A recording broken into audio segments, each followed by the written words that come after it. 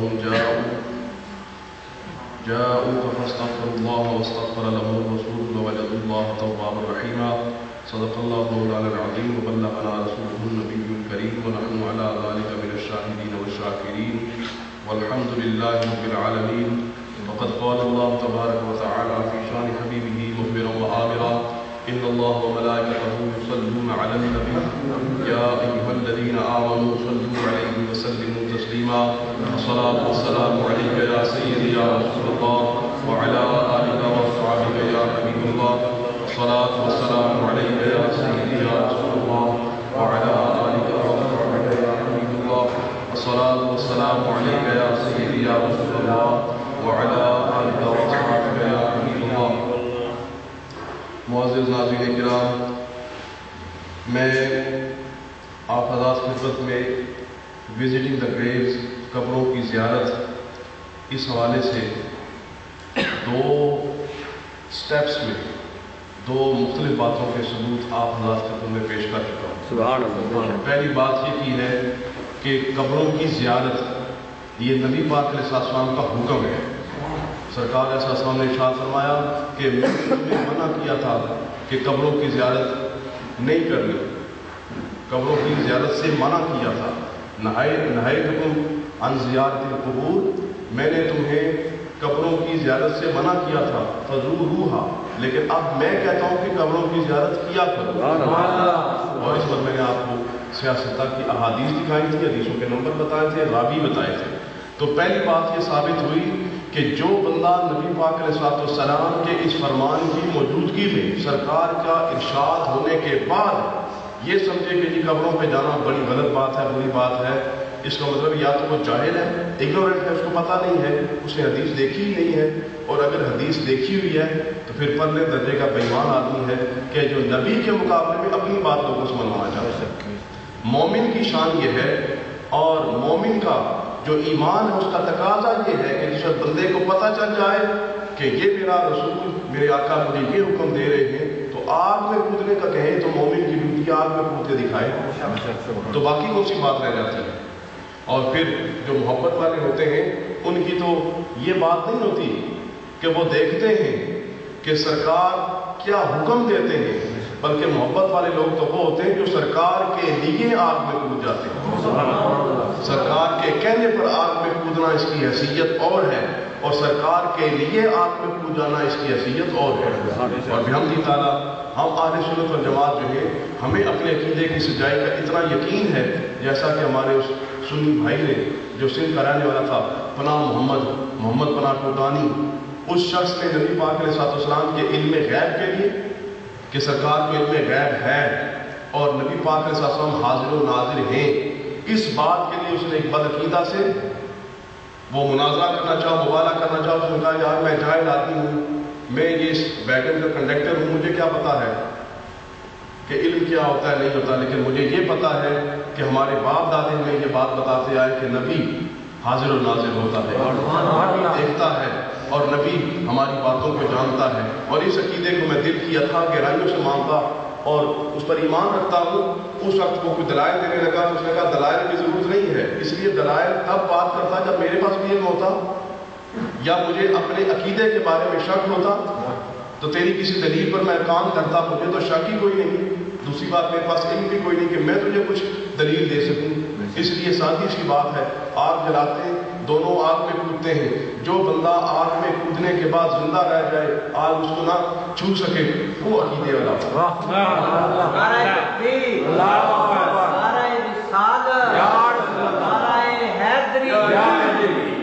اور یہ بات آج کل آپ دیکھ سکتے ہیں، انٹرنیٹ پر آئی ہوئی ہے. پناہ محمد پناہ ٹوٹانی کو لگائے اور سینکڑوں اس کے جو انٹرویوز ہیں اور وہ ویب سائٹ پر لگے ہوئے آپ دیکھ سکتے ہیں کہ وہ بندہ، اور اس وقت بات پرانی ہو گئی ہے، اس وقت اس بندے نے لوگوں کے سامنے چیلنج کیا تھا، وہ آج بھی زندہ ہے.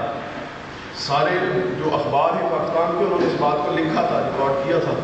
اور پھر وہ لوگ وہ بندہ جو پورے پاکستان میں اس نے ٹور کیا تھا اور لوگوں نے اس کو بلایا تھا، اور اس نے جگہ جگہ یہ بات کہی اور سنائی تھی کہ میں آج بھی عقیدہ رکھتا ہوں، آج بھی کسی کو شک ہے تو آپ جلایا پھوٹتے تھے. اور وہ بتاتا ہے، وہ اپنی زبانی کہتا ہے کہ جس وقت مجھ سے یہ بات اس نے کی، میں نے کہا آگ جلاؤ.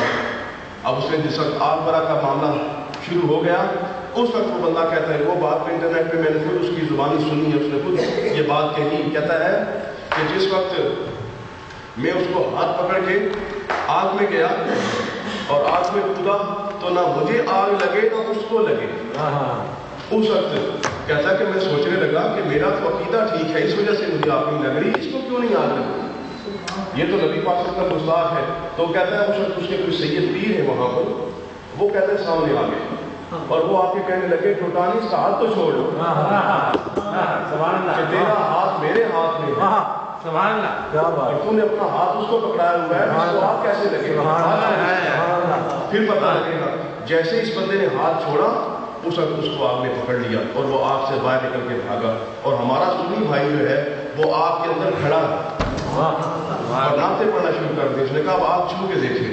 اور جس بندے کو جس نبی کے علم غیب کے عقیدے کی وجہ سے اس دنیا میں آگ نہیں نہ ٹچ کر سکتی، ہمارا عقیدہ ہے نبی کی جو اس شان کے صدقے اور نبی پاک کے سب کی غلامی کے صدقے قیامت میں بھی آگ نہیں چل سکتی. جو محبت والے لوگ ہوتے ہیں، جو سرکار کے سچے عاشق لوگ ہیں، وہ سرکار کے کہنے کے مقابلے میں، یعنی سرکار کے کہنے کا انتظار کرنے کے بجائے سرکار کے لیے آگ میں کود جاتے ہیں. تو جب نبی پاک علیہ السلام کوئی بات کہہ دے، اس کے بعد بندہ کہے کہ یہ ایسا ہے یہ ویسا ہے، اسے پوچھنا پڑے گا. اب کوئی کہتا ہے کہ جانا تو چاہیے، قبروں کی زیارت تو کرنی چاہیے، وزٹنگ دا گریو اچھی بات ہے، لیکن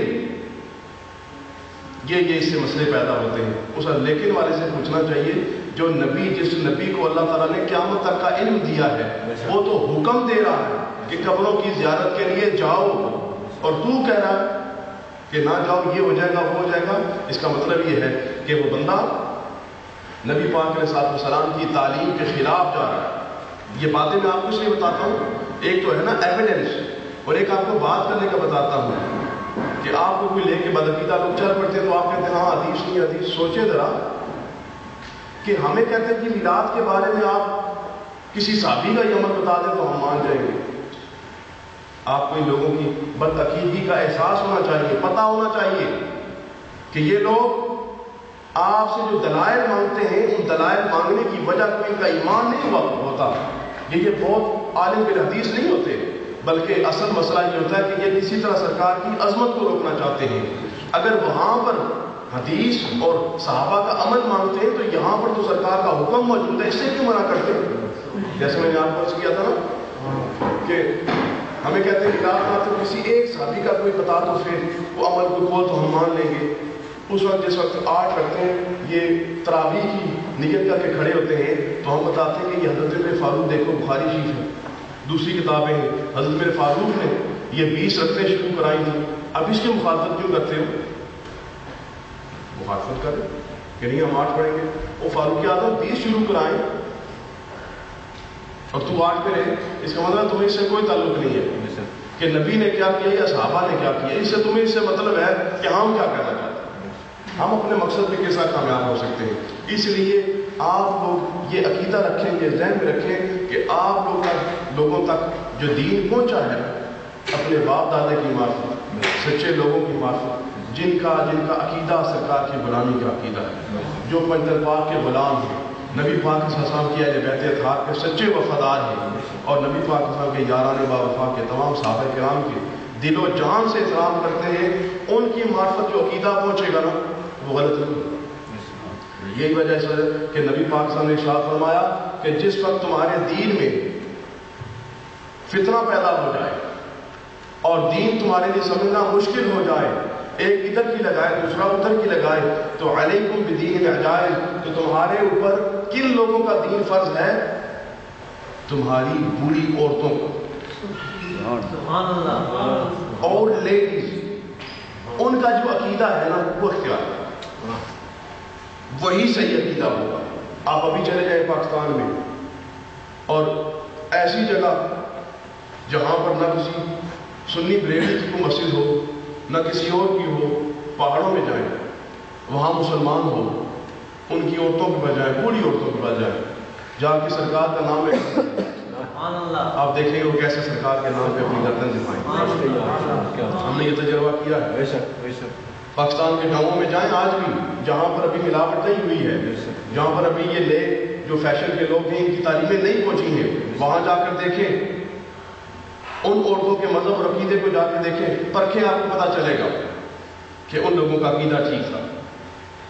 وہ محبت رسول, غلامی رسول کی بات کرتے, وہ نبی پاک کی حاضر نازل ہوئی قسمیں وہ عورتیں اٹھاتی ہیں, تو اس کہتی ہیں اس سونے نبی دی قسم جو حاضر سے نازل, ان کی پرانی عورتوں کی قسمیں. آپ دیکھیں کہ چکوال کی بات ہے, میں ایک جگہ تقریر کرنے کے لیے گیا تو میں نے وہاں یہ بات خود دیکھی. قبلہ صاحب فرمایا کرتے تھے کہ میرے طالب علم کے زمانے میں ایسا ایسا ہوتا ہے. وہ بات میں نے خود دیکھی, کیا کہ اذان کا وقت ہے, اذان ہو رہی ہے, اور ایک عورت جو ہے وہ مسجد کے پاس سے گزر رہی ہے. اب مسجد کے پاس سے شخص گزری ہے تو مسجد کی دیوار کو اس نے گھڑے اٹھائے ہوئے, سر پر پانی بھرے ہوئے, اور مسجد کی دیوار کو اس نے کیونکہ گھڑے اٹھائے ہوئے ایک ہی ہاتھ ہے, ایک ہاتھ سے مسجد کو ٹچ کر کے تو مسجد کو سب سلام کر رہی ہے اور اللہ کا کچھ ورد کر کے جاتی ہے اور گزر جاتی ہے.